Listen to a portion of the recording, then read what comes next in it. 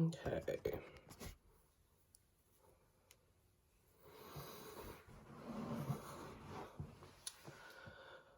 Okay, so for most of you who are watching this, you probably know who I am because I've told pretty much my support systems that I'm going to be filming this. Um, so my name is Matthew, and I'm 26, and I currently live in Grand Rapids, Michigan. So I'm a full-time student working on my master's currently in communications, and I work at a veterinary office as a client services representative, but potentially getting into marketing there, which is super exciting. But the main reason I'm filming this is because I'm also in the process of getting a divorce, and I have been really struggling with that. I thought I could potentially film kind of my journey of getting through this because I just don't really know how to process things anymore. Again, I'm 26. I was married for almost 4 years and in a relationship for almost 9. And he was my first everything. And I'm really struggling to find out what I like to do as an adult alone. So my main focus through this is talking about my mental health journey and how I'm getting better, but also how there are just days where I feel like I don't know how to function alone. And it is currently March 11th, and I told him I wanted a divorce in the beginning of January. And I lived in Indiana, and I loved my job there a lot, and I wrote a letter to him explaining why I just think that that I was just ready to try something new. And it's been really fucking hard. Like, probably the hardest thing I've ever done. And I left on good terms with him. Like, there's no negativity or, like, I don't hate him. And I hope he doesn't hate me. But we've been just keeping our space because I was offered to move to Michigan, just to potentially try something new. And so I moved here at the end of January. I quit my job at an animal shelter that I super loved, and moved here. And so February was the hardest month of my life. I went from like having all my support systems around me to like I have incredible friends up here and I love them so much, but it's just them. So like I don't have my sister or my nieces or my best friends down in Indiana.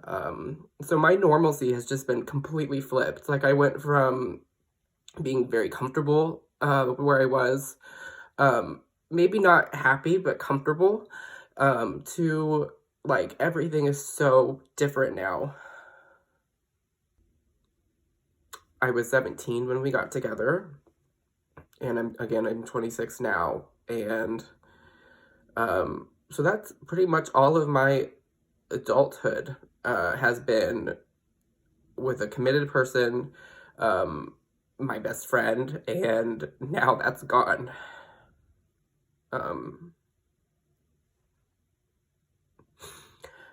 I thought like I didn't realize how hard the healing process was going to be. I just thought that like once I got out of there, that like I won't think about him anymore and things will be fine. And that just like really hasn't been the case. So my biggest focus for the next couple of months is to try to complete things throughout the week that kind of just scare the shit out of me. I kind of want to do it as like a bucket list thing, to get myself to try new stuff, to figure out what I like to do, and just learning to be comfortable with being by myself. Because, like, I just think that that's where I'm, like, really struggling. Um, and I find myself isolating myself a lot, like, in my room. Like, I won't go and hang out with my roommates. Like, I just sit upstairs. Um, like, one thing that I feel like has really held me back, the past few weeks is, like, my extreme sadness of having to,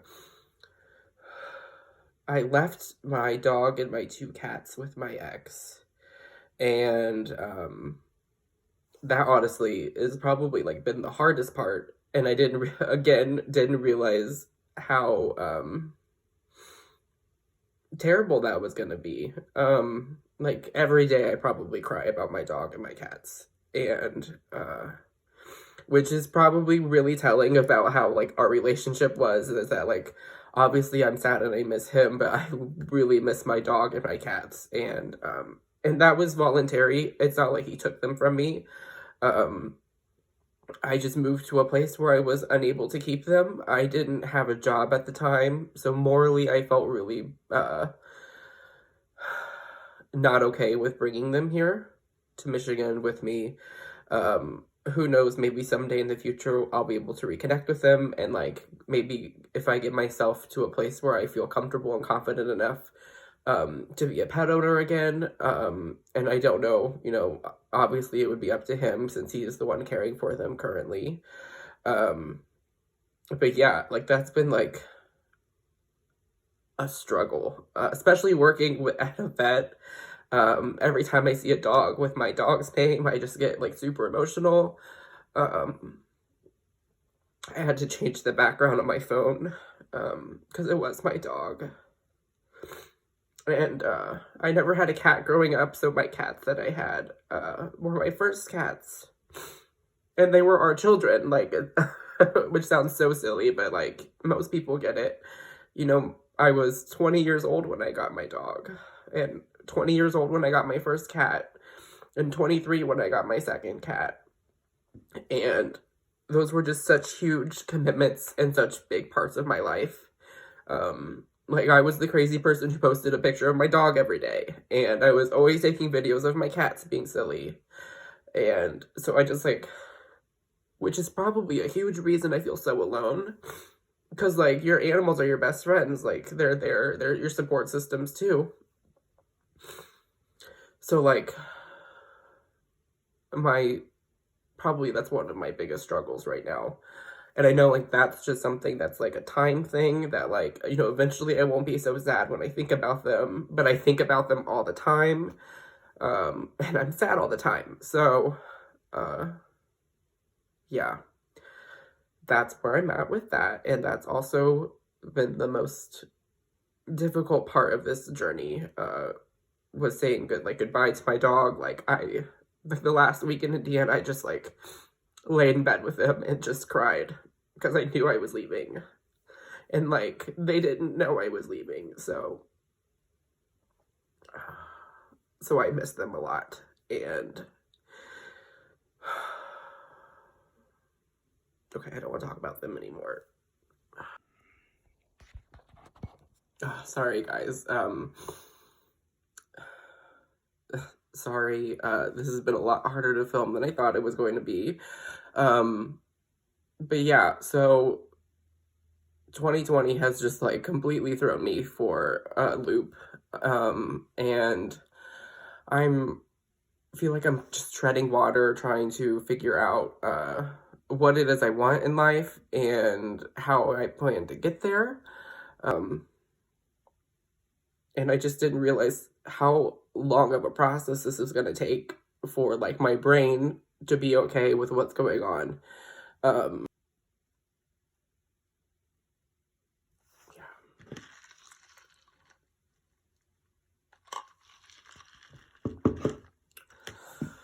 So, I've been at my new job for a couple of weeks, and I will say that has been incredibly helpful, because I didn't work for almost a month. I moved here at the end of January, and didn't start my job till February 24th. It was an incredibly difficult hiring process, and it was long, and I didn't realize how long that was going to take.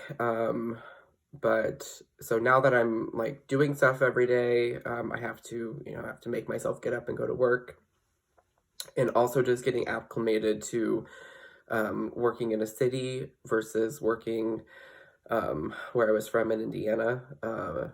I didn't, I had no idea how long commuting or parking or all of that crap was going to take while looking for a job.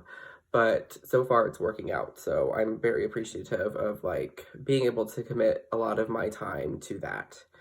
Also, schoolwork has been keeping me super busy. I just finished my third class for my master's program, and I have 7 to go. So my fourth one actually started yesterday, and so far so good. So I'm just gonna keep up with that. Hopefully I don't cry anymore in this video. But yeah, so the bucket list portion of this is I'm going to be trying new things. I'm going to be trying to challenge myself to get out there more and to be proactive in trying to feel better instead of just sitting around and like stewing in my own sadness. So I said that I was done crying, and then I freaking cried again. But anyway, so this is just like the first of many videos of where I'm going to be talking about how I'm feeling. I got rid of all of my social media, so I don't really have anything. So this is kind of a way to keep my family and friends back home connected with me. And also just kind of to see, I'm so, I mean, as sad as I am, I'm so sad, and every day is different. I'm so excited to see like what my future holds and like how I'm gonna get there. And I'm excited to film the process of like my mental health journey, and how I'm going to be challenging myself daily, weekly, to be better, to do more things, to stop isolating myself so much. And yeah, so this is obviously probably the hardest one and the saddest video to film, kind of just explaining what I'm going to be doing. But yeah, so we'll see.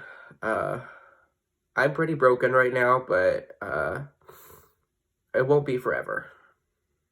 So, yeah.